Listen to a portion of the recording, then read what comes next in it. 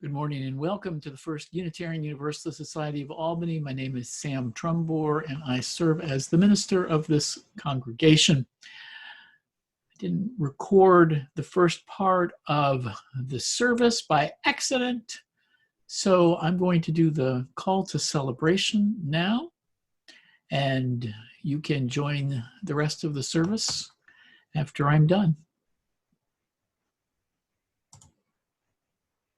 Our service this morning, scheduled several months ago, is one of our happier, more celebrative services, recognizing those that volunteer in our religious education and exploration program. At that time, we decided to combine this service with another tradition, celebrating flower communion. Of course, we couldn't anticipate all that has happened in the last couple of weeks. And now we are in mourning for George Floyd's murder. That murder, on top of the violent slaying of Ahmaud Arbery and Breonna Taylor, has triggered an intense anger, grief, and despair that has driven people into the street night after night, day after day, demanding justice and reform. How do we meet this moment on this Sunday morning? I've decided to blend it all together, following William Blake's famous poetic words, "Joy and woe are woven fine, a clothing for the soul divine. Under every grief and pine runs a joy with silken twine." There be no doubt that children embody a joy, a silken twine that binds us together as a congregation. Why need we be anxious about such divine clothing? As Jesus said, "Consider the lilies of the field, how they grow. They do not toil, they neither do they spin. Yet I tell you that not even Solomon in all his splendor was dressed like one of these." If that is how God clothes the grass of the field, which is here today and tomorrow is thrown into the fire, will God not much more clothe you?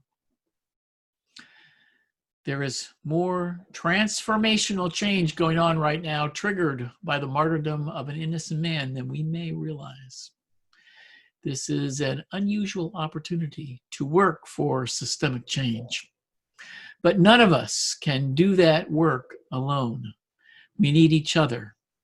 We need all of us to work together to build beloved community. We need each other to survive. Let us join in song with the Seattle Pacific University Gospel Choir singing David Frazier's song, "I Need You to Survive." Now, this is a copyrighted piece, but it's on YouTube, and the next slide will tell you how to go to YouTube so you can enjoy it. And we don't get any copyright violation by including it in our video.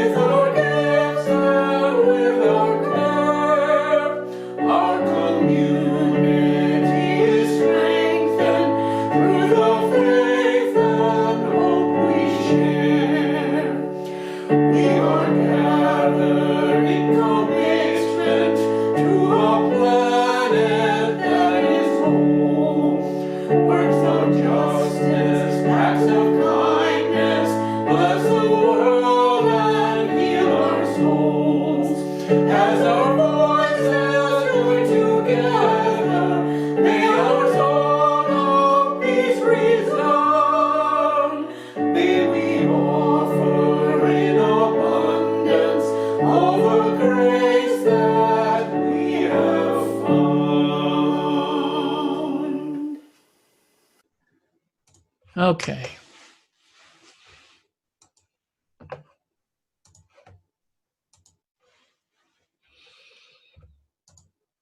And now we have time for joys and sorrows in our congregational life.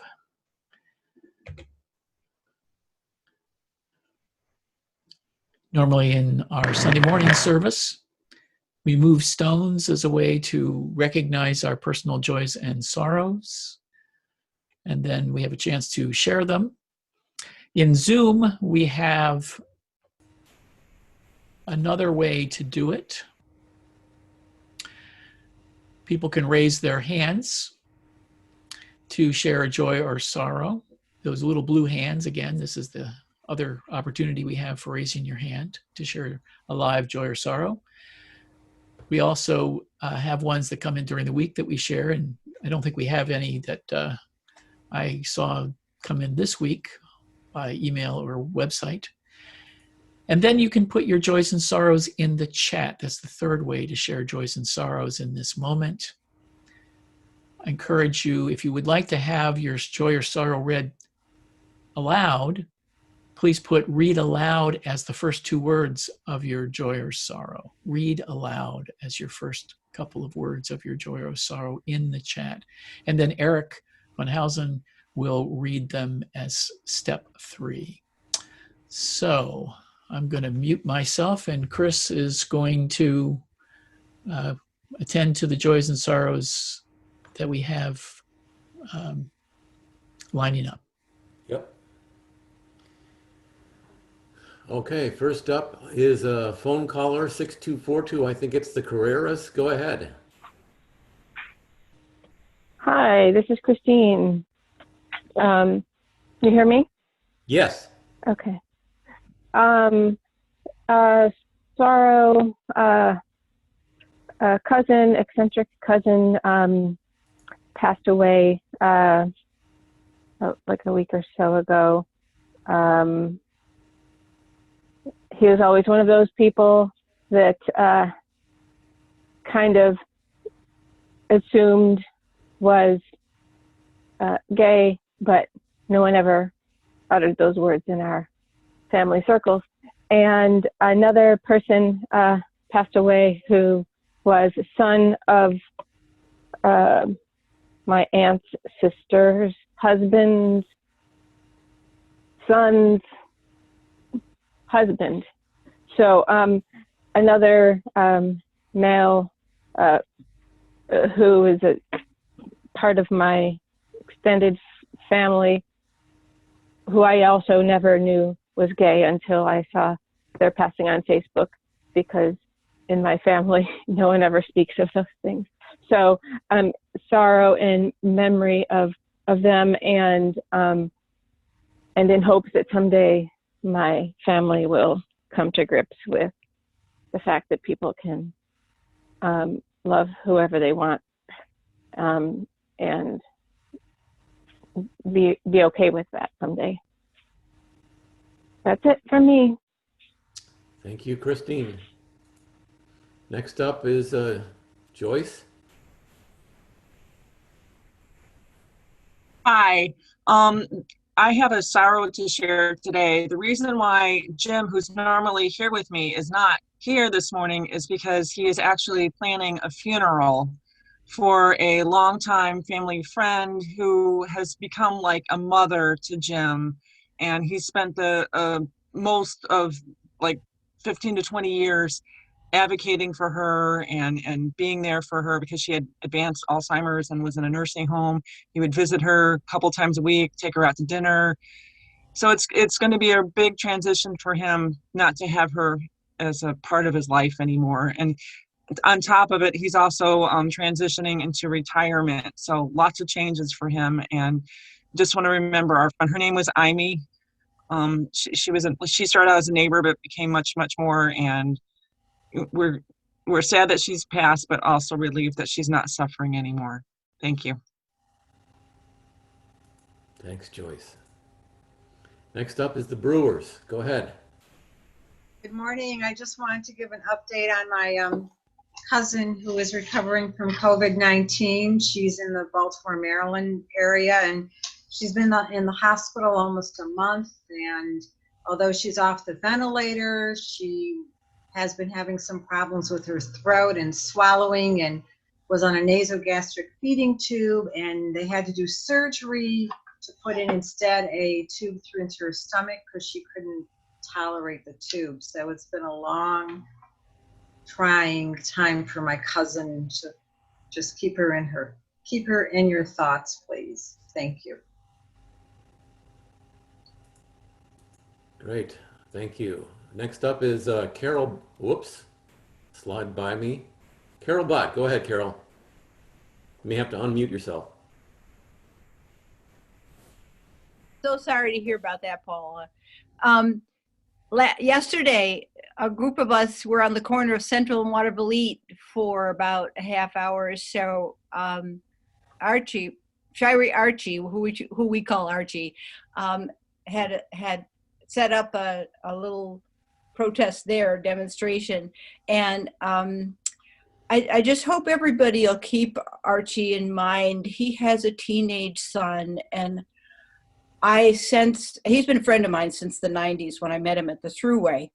And keep these people in mind who have a son or daughter, mostly the men, who are at such risk out there, and the anguish that causes their parents to wonder if their child is going to come home alive that night.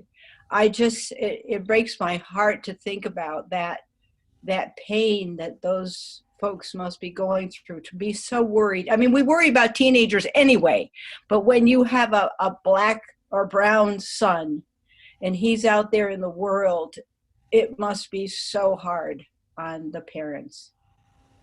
I'm done. Thank you, Carol. Next up is Darnell. Go ahead, Darnell. Hi, I live in Clifton Park, and there was an article Friday in the paper about high school kids planning a march for Monday and the harassment that they felt they were getting from authorities. So I was talking to my granddaughter yesterday on the phone. She's still in Vermont, and she said she got a text or a call from one of her old high school friends that works at the Stewarts in Clifton Park. And apparently the police officers went into the Stewarts and told them not to sell any water, milk, or paper towels to any of the marchers on Monday. And I said, that seems, why milk and paper towels? And Sophia said, it's because you use that to get tear gas out of your face.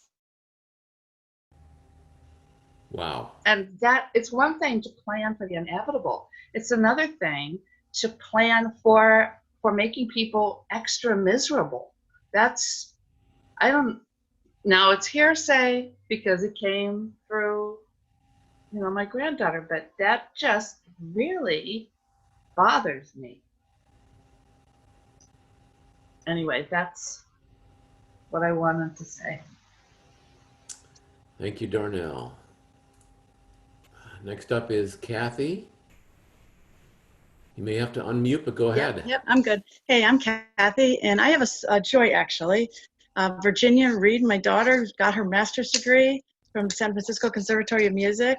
She's officially a Master of Music, and the summer opera program that she was hired to sing at is going to proceed without, they won't have live audiences. They'll be doing online streaming of their performances, but she'll be in Wolf Trap outside of Washington, D.C. and Virginia this summer. They're going to quarantine all the performers for 2 weeks in private hotel rooms. And then the performers will work together, and I will keep interested people posted when the live stream performances will be. I'm so very, very proud of this child who just put herself through graduate school. Thanks. Great. Good news.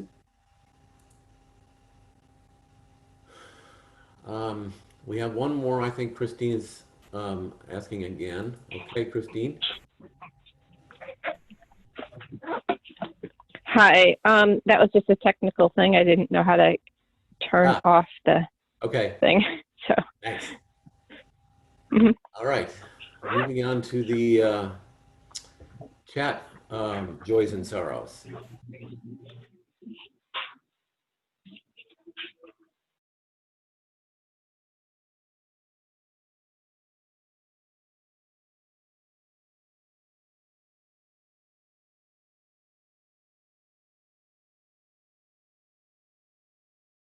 Is Eric out there? Hope we didn't lose him.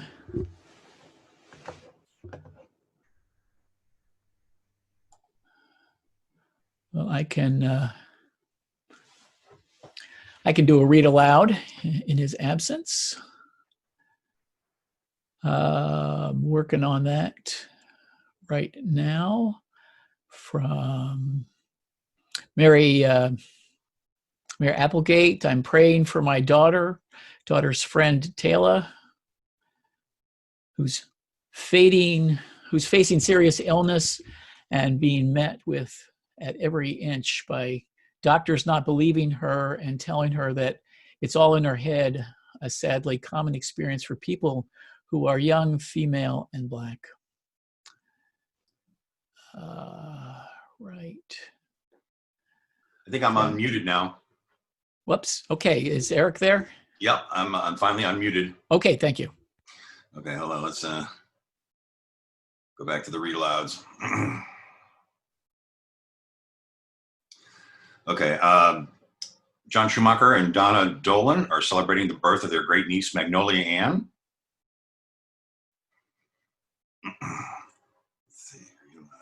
Read aloud. From Mary Applegate. I'm praying for my daughter's friend Taylor, who's facing serious illness and has been met at every turn by doctors not believing her and telling her that it's all in her head.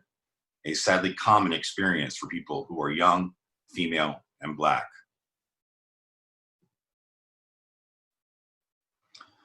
From Leah Purcell, my stepfather had a fall and didn't break anything, but was on the floor for a while before the police came. He's recovering in rehab and will go to assisted living next week.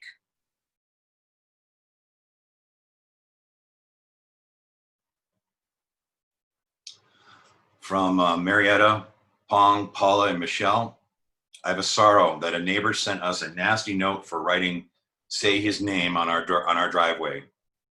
A smaller joy that some neighbors supported us by saying they shouldn't have done that, but we wish they had put up signs too.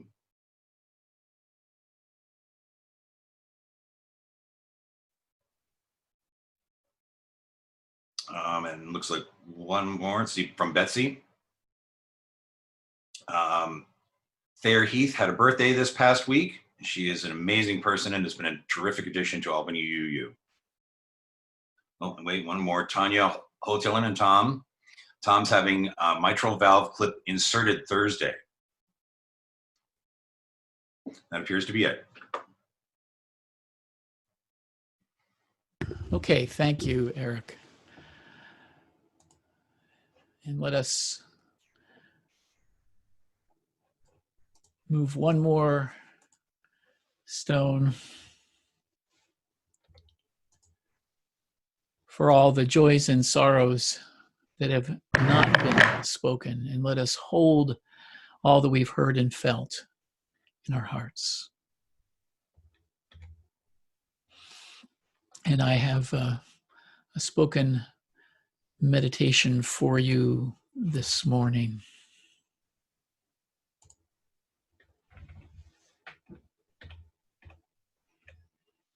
Let us turn inward to receive these words.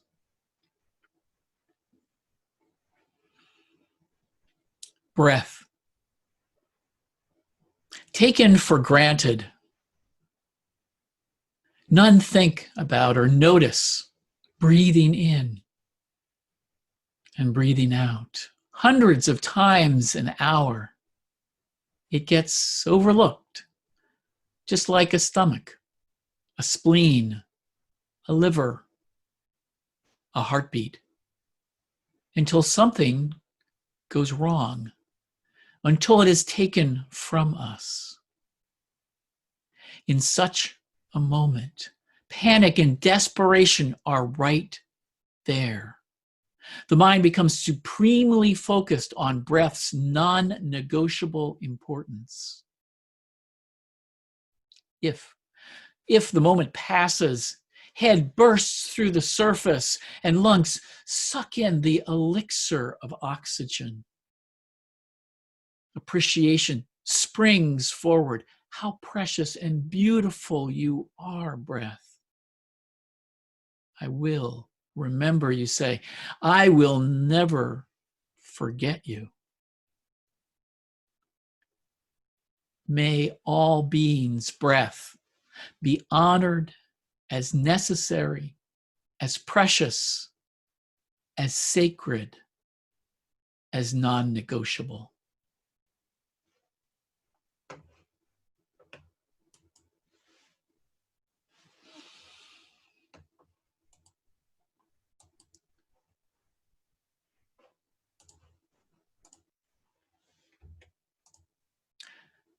And we're going to do something different. Usually we do a silent meditation, but we felt that maybe this is a good time to repeat the one we did last week, meditation on breathing with Randy and Chris. Next, we're going to sing Meditation on Breathing. This is a 3-part song. You're going to hear the piano do each part individually. First, the melody, then the descant or higher harmony part, and then you will hear the low drone part. Then you'll hear Chris and I start to join on each of those parts individually with the piano. And then we'll go into the 3 parts overall. So join when you are comfortable and enjoy this song.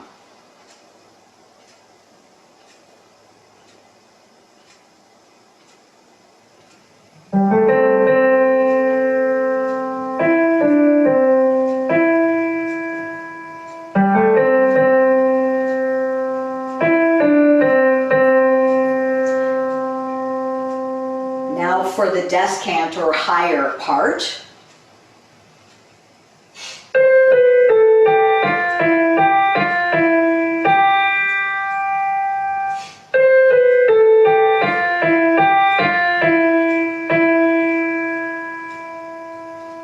And then the low drone part, same note each time.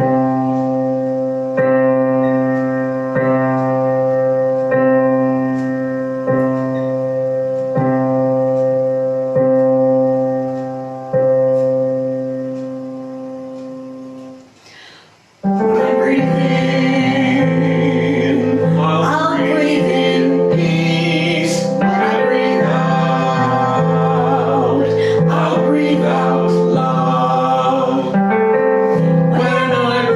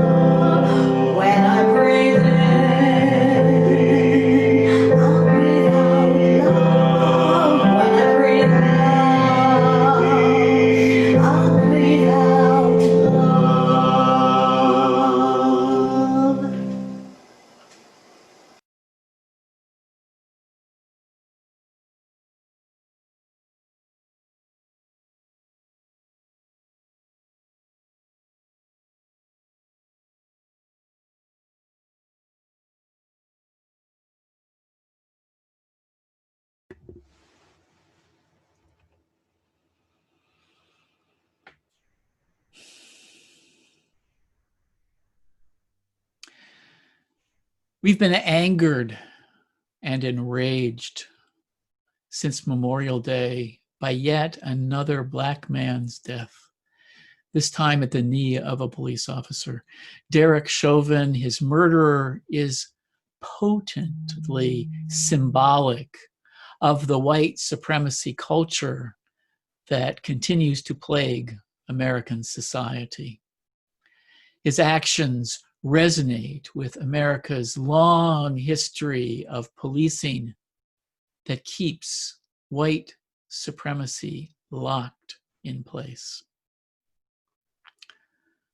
The last time we were galvanized as we are now was after the shooting of Michael Brown Jr. on August 9th, 2014, by Ferguson white police officer Darren Wilson.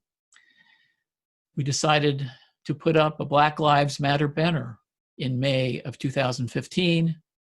We started a Black Lives Matter task force that later became our current inclusivity team. We had our first teach-ins on white supremacy in 2017 after Charlottesville. I've had classes on white fragility with the UUA General Assembly lectures by Robin DiAngelo. And yet, here we are again. Another Black man is dead, and the systems are still firmly in place. This can be more than a little discouraging. I put the question before us this morning: how will we respond as individuals and a congregation this time? How will this time be different? Are we willing to acknowledge the ways our congregation has not prioritized the work of dismantling white supremacy culture? This is work I'm committed to do, and I believe our congregation is more ready to do than we've ever been. I sense it in the new energy and enthusiasm on the inclusivity team and in our membership. A word of caution, however. If we are ready, this work can't be a casual commitment. Just once or twice pay our dues and then go back to business as usual. This is what Black Lives of UUs are asking of all of us to do. We need to make a long-term commitment to be in this fight for justice. It can't be delegated. It can't just be the minister's job or the inclusivity team's job. Thankfully, there is a new urgency in this moment. I sense change is happening, and not just among liberals and conservatives and progressives. Witnessing undefendable cruelty is changing hearts and minds that would normally align with the police, giving them the benefit of the doubt that cell phone cameras can erase. Recording and live streaming cell phone cameras have become accountability tools to monitor and restrict police abuse. Not just one or two, but hundreds of them at the ready. A cell phone video of police knocking down an older demonstrator in Buffalo became national news overnight. Innovative de-escalation methods are being skillfully used to prevent violence. In Schenectady last Sunday, the police chief relented and allowed officers to lower their shields and take off their riot helmets when protesters chanted, "No helmets, no shields." He walked around the block linking arms with demonstrators carrying a Black Lives Matter sign. These are the kinds of actions that are very meaningful. And Schenectady hasn't had the violence Albany has had. I'm hopeful this morning because I'm listening to the Reverend Dr. William Barber preach about a moral mission, a moral movement being built. The Poor People's Campaign is creating coalitions like we haven't seen before. Black and white coming together, with Jew and Muslim coming together, with gay, trans, and straight coming together, all across issues like poverty, healthcare, LGBTQ rights, and climate change, under one umbrella, recognizing a common source. The Poor People's Campaign is building the beloved community right now. I'm hopeful today because Unitarian Universalists are working to UU the vote, to get people registered, to address Black voter suppression, and advocate for fair elections in parallel with the Poor People's Campaign. The Poor People's Campaign, the UU the Vote campaign, and addressing systemic police violence in Albany are good places for our outer energy to go. That must be paired with our own inner work.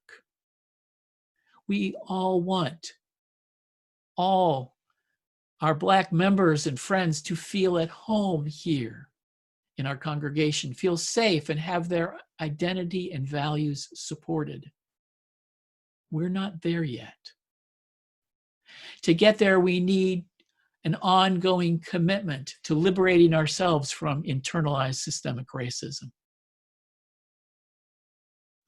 Challenging and unpleasant as dealing with racism is, I remain hopeful.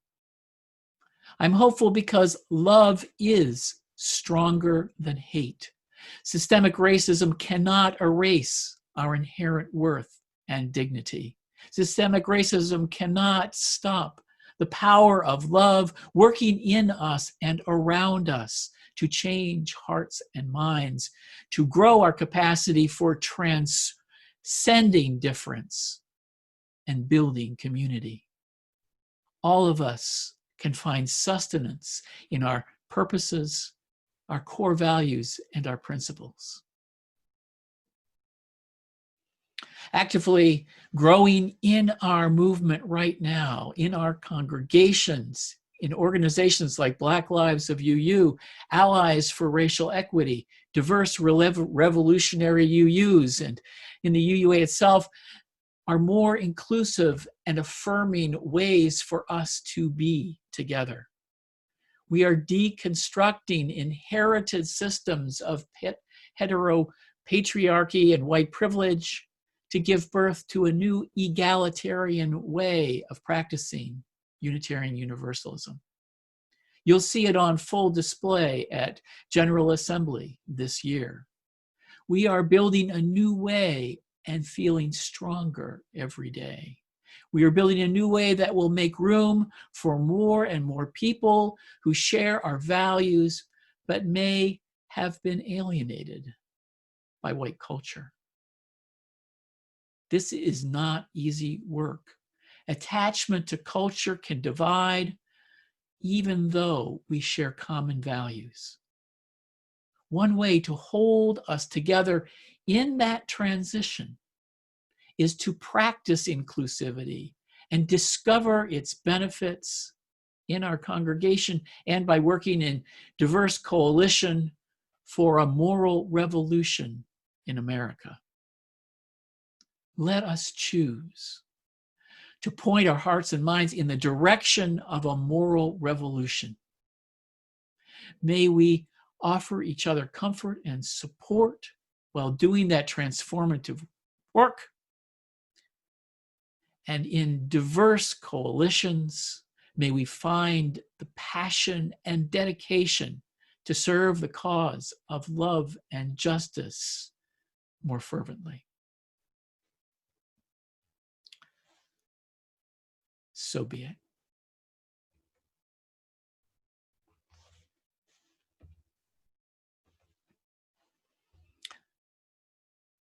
And now,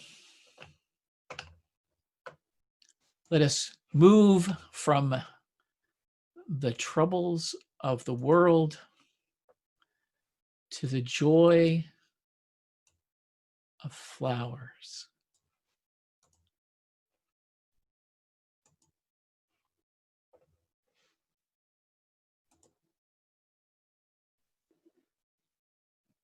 Who doesn't love flowers? Whether it is the pleasure of the eye, enjoying their gradations of color and their delicate petals fluttering in the wind, or the seductive scent wafting into the nose, or the skillful arrangement of blossoms, sticks, and greens that appeals to the artistic sense of composition, order, and disorder. Flowers speak to us in a universal language. In June of 1923, Norbert Čapek, a Czech minister, was inspired by the different seasonal flowers along the sides of the roads in his native Czechoslovakia, around the city of Prague. He asked his church members to bring flowers to the Sunday service. Each person's floral contribution was arranged in a common vase. Each contribution added to the beauty of the arrangement. He created a way to appreciate the uniqueness of each person while demonstrating the harmony that could be found in diversity. We cannot gather flowers this year in a common vase, but we can celebrate the different flowers we've brought or created. In the next couple of minutes, please hold up your flowers or your flower to the camera so that we can see them. Go to the upper right-hand corner and go to gallery view so you can see lots of different people's flowers, and keep holding them up as you hear the music playing in the background while we enjoy each other's flowers.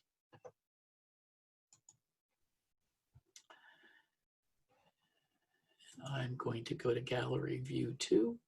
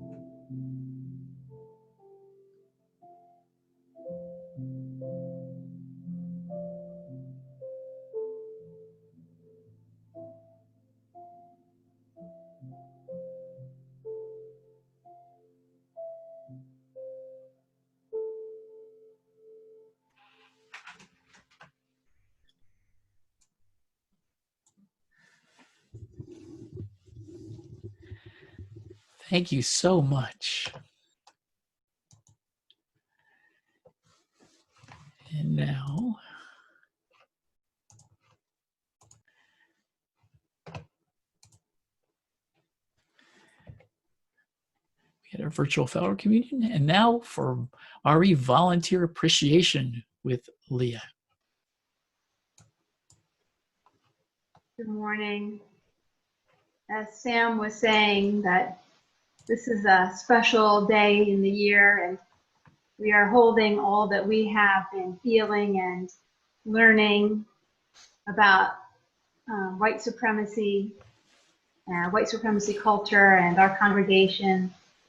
And yet our congregation continues to support each other. And one of the ways that we do that is by thanking our RE volunteers. So we will do that this morning as well. We wouldn't be able to do this work without volunteers from our congregation. And I want to let you know that in putting this list together, I found that we have 38 volunteers who help with our religious education program this year. I call these people RE guides because they do not educate our children. They are co-leaders in religious exploration. Those who volunteer in the nursery toddler room are guides. The leaders in our elementary groups are guides. And so are the facilitators in the Our Whole Lives program, our high school youth advisors, and our rite of passage mentors. And there are other adults in our congregation who have helped in other ways, substitutes on Sunday mornings, our family chapel accompanists, folks who led workshops for UU Jams, and those who helped our youth con as cooks and chaperones, also our religious education council members. And I'm sure there are other people that helped in other ways that I'm not remembering at the moment, but I'm sure that there are at least 60 people who gave their time and talent directly to our Sunday morning program for children and youth. And so I have a litany for us to give thanks. This litany was built over the years by multiple religious educators and me, including Tess Baumberger, Wifey Berenberg-Haber, Robin Slaw, and Jude Geiger. So we are going to share our gratitude with those who have given themselves this past years as guides in the journey of faith development, of providing fellowship and music and comfort and words of wisdom and power. And as part of that, I ask you to respond by saying, it is my work, it is our work. Thank you for the gift of your presence. And I want to teach you some signs to go along with that, to help you remember them, and so that our RE volunteers that are here this morning can see you, since we can't be together in real time, in real life. And so here are the signs. This, putting your wrists together, is work. Can you do that with me? This, taking the tips of your finger by your mouth and extending them, is thank you. Thank you. Gift, you make the letter G by putting your thumb in the crook of your index finger, and you extend those out together. Gift. Your looks like this. Put your hand out a little bit. And presence is putting your hands together, but at a distance like this. So let's try that together with our words. It is my work. It is our work. Thank you for the gift of your presence. And so now we'll do the litany, and I'll give you the cue when it's time for you to do the response. It is important for our children and youth to know that they are cared for, to know that they are part of a larger family, an important part of a bigger human picture. It is my work. It is our work. Thank you for the gift of your presence. It is important for our children and youth to believe in themselves, to trust in themselves, to know that they can make a difference in the world. It is my work. It is our work. Thank you for the gift of your presence. It is important for all our people, children, youth, and adults alike, to know our story, to carry our principles into the world, and to live them in their daily lives. It is my work. It is our work. Thank you for the gift of your presence.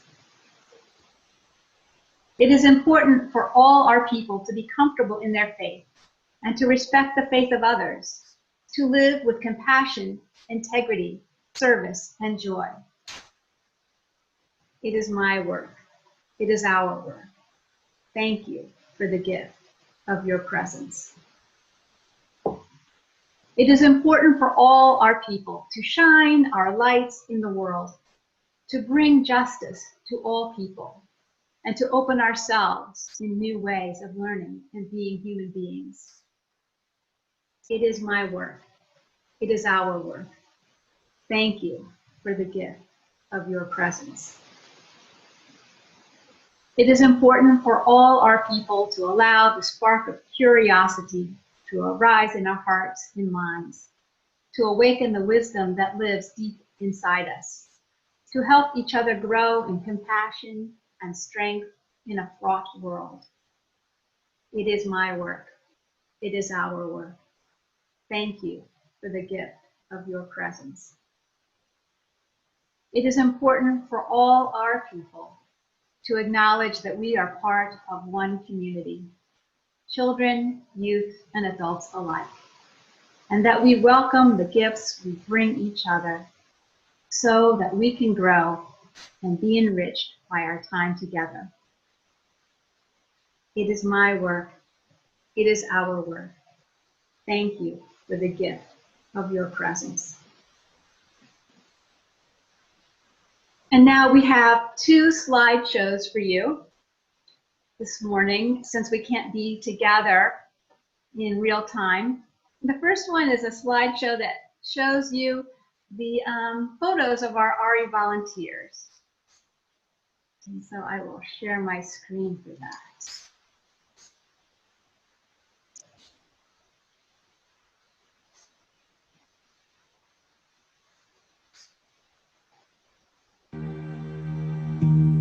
May the long time sun shine upon you. Oh, love surround you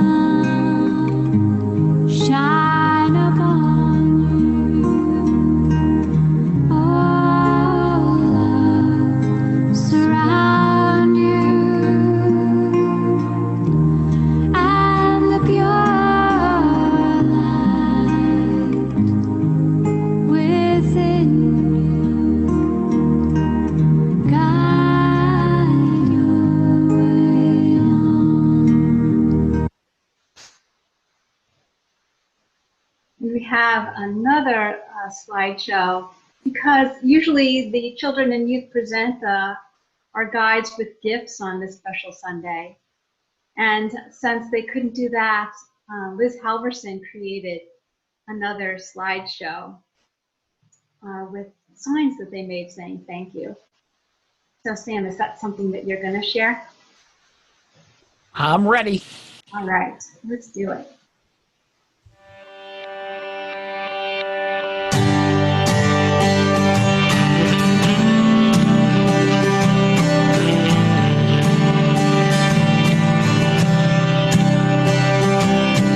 This song is for those who inspire us today, who always lend a helping hand to help show us the way.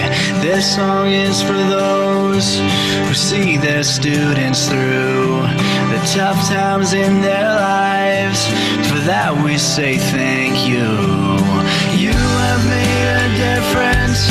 You have shaped our minds. You have changed the world, one child at a time. You have always been there in everything you do. I hope that you're as proud of me as I am proud of you. This song is for those who heard the silent cries, who stepped in to wipe the tears from the children's eyes. For those who gave us a safe place to grow, a place for us to call our home. Forever we will know that you have made a difference. You have shaped our minds. You have changed the world, one child at a time. You have always been there in everything you do. I hope that you're as proud of me as I am proud of you. This song is for those who taught us right from wrong, who taught us much more than their craft to help our minds grow strong. This song is for those who guide us through and through, so that we can make a life. For that we say thank you. You have made a difference. You have shaped our minds. You have changed the world, one child at a time. You have always been there in everything you do. I hope that you're as proud of me as I am proud of you.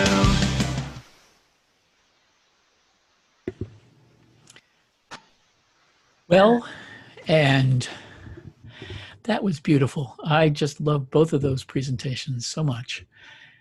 And we can support them with thanks, but we can also support them with our offering of financial support. And I can give you some ways to do that. You can support us through Albany UU-donate, or you can do it through text. And a couple of different ways to do that you can see below.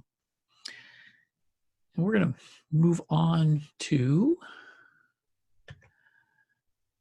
the offertory. Lovely Day with Lena Karpoff singing Bill Withers' song.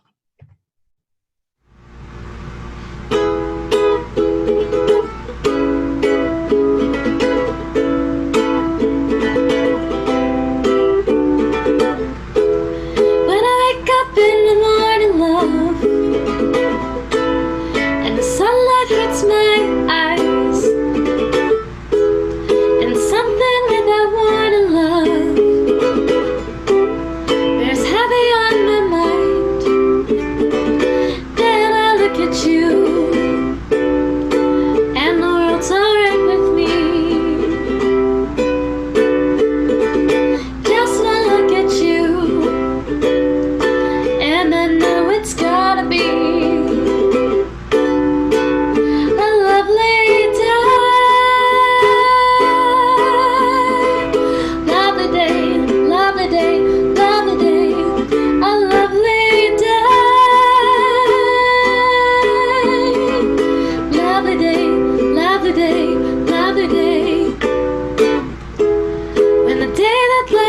with me seems impossible to face when someone else instead of me always seems to know the way. Then I look at you and the world's alright with me. Just one look at you and I know it's gonna be a lovely day. Love the day, love the day, love the day, a lovely day. Love the day, love the day, love the day. When the day that lies ahead of me seems impossible to face, when someone else instead of me always seems to know the way, then I look at you and the world's alright with me. Just one look at you and I know it's gonna be a lovely day. Love the day, love the day, love the day, a lovely day. Love the day, love the day, a lovely day.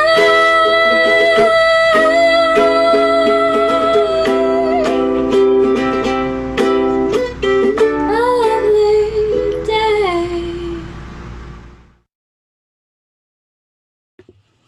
And let us extinguish our chalice with these words.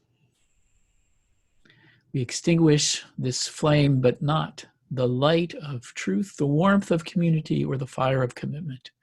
These we carry in our hearts until we are together again.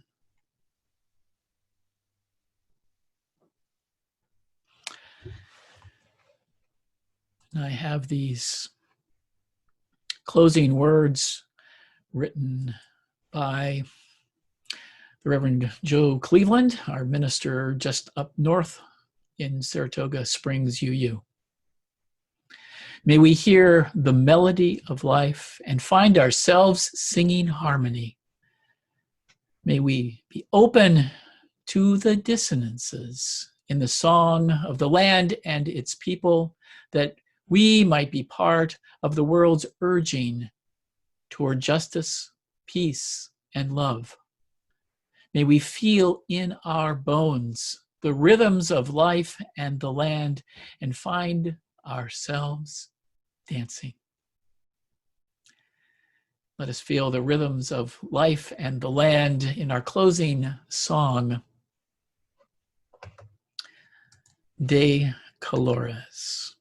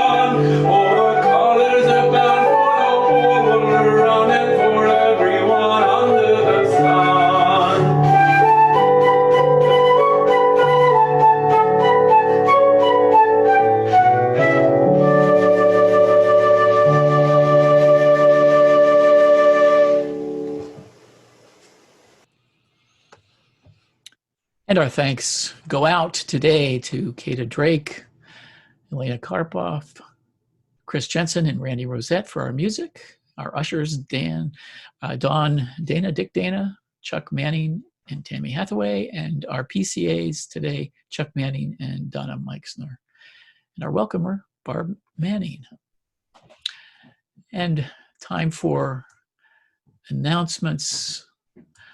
The one announcement that I'm aware of is the Troy March is at 2 o'clock at Riverside Park. For those who are interested, and encourage people to carpool because parking is a nightmare in Troy.